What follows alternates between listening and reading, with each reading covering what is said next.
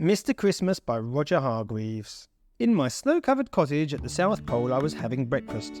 Christmas pudding. That frosty morning, as I was popping the last piece of marmalade-covered plum pudding into my mouth, there was a knock on the door of Mistletoe Cottage. When I opened the door, I saw that it was a postman. "Hello, Percy," I said. "Come on in out of the cold." "Don't mind if I do," replied Percy.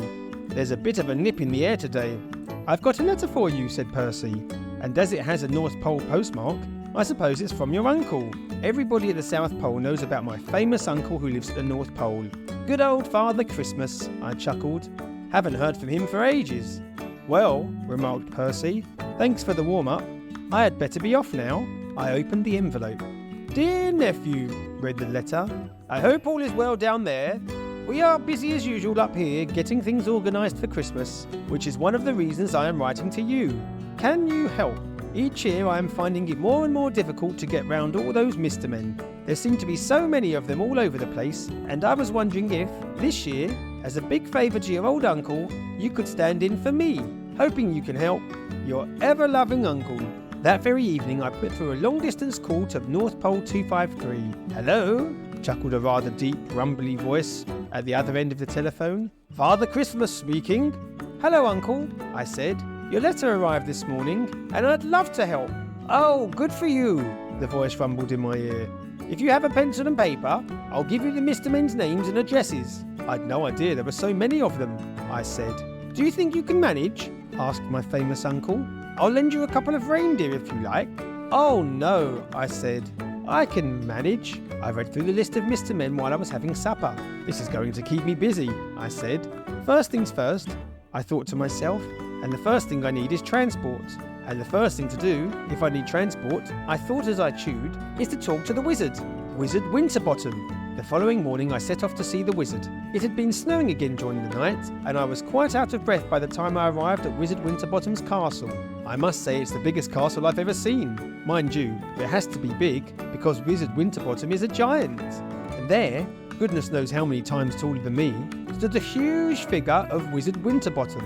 "Christmas?" he boomed in a voice that made my head spin. "How nice to see you! Come in, follow me." "Now," thundered Wizard Winterbottom, "what brings you here to a cold winter's morning like this?" I told him all about my famous uncle, and all about how I'd been asked to help, and all about the Mr. Men, and all about where they lived, and all about the fact that I needed transport.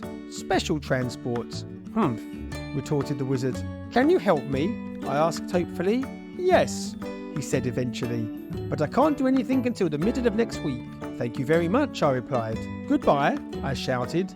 But he didn't hear me, he was already too busy thinking. Exactly 2 weeks later I paid a return visit to the enormous castle. "Hello, Christmas," boomed the giant voice. He took me into his kitchen, lifted me up onto his enormous table, and set me down with a bit of a bump.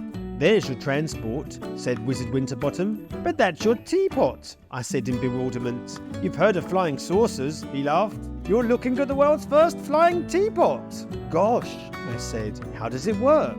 "Tea bags," came the thunderous reply. "I've put an engine inside the spout. All you do is refuel every 1,000 miles, and you can fly it up to 3 times the speed of sound." We took the flying teapot outside the castle, and I pressed the start button in great excitement. I zoomed right around the South Pole in no time at all, and landed safely back at the castle. "Well?" asked Wizard Winterbottom. I was lost for words. "Fandrily-tastic?" suggested the wizard. I grinned. "Abso-jolly-lutely," I replied. That evening I sat down and made a list of Christmas presents for all the Mr. Men. Another list.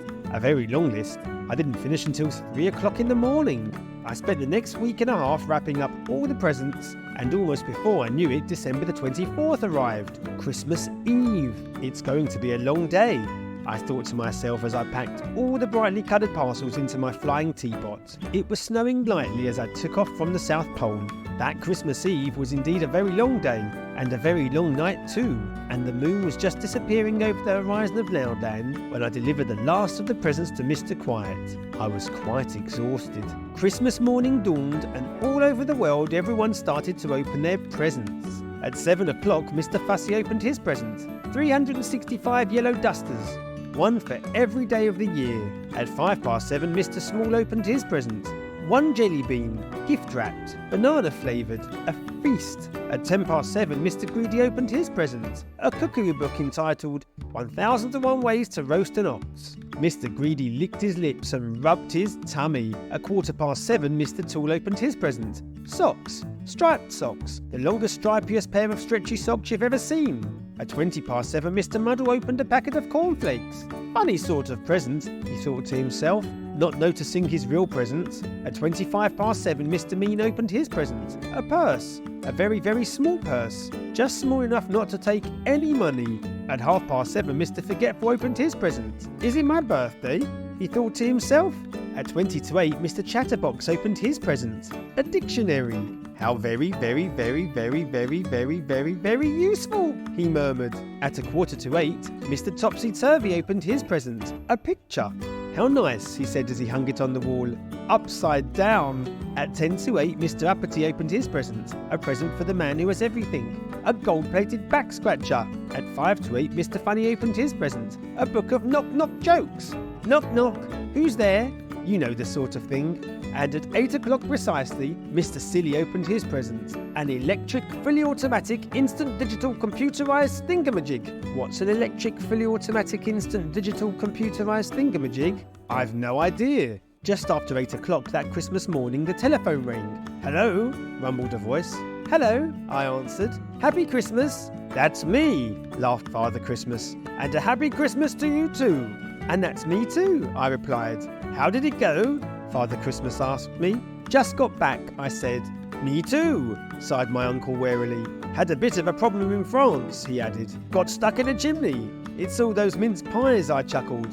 And that is the end of my story. Well, nearly, almost, not quite. At 5 o'clock in the afternoon, Mr. Sloth finally managed to open his present. 5 o'clock in the afternoon was the time. And the day? New Year's Eve.